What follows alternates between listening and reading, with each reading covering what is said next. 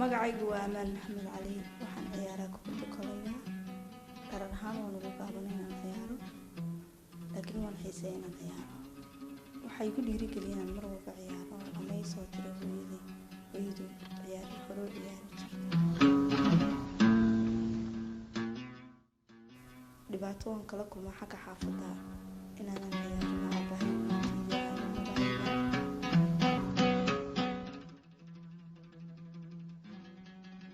tartano badan baan galay intii aan ciyaarayay kubadda kolayga badankoodina waan ku guuleysanay laakiin dhibaatada ugu weyn ee haysataa waxa weeyaan marka aan ciyaarayno ama dress la keenayo ma helo anigu dhar leekaada ama kaba leekaada sababtoo ah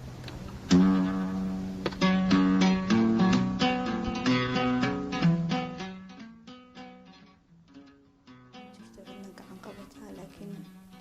marba waxaa dhacday inaan kubadda soo iibsano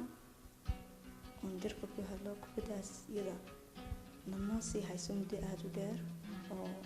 waxaa dhacdaa garoonkoon daniin cadceedoo kuluba qaraxda kubadda muddo yar kadib marmar waxaa dhacday in walaaladana lagu shiido dhagaxaan taasoo khatar anagana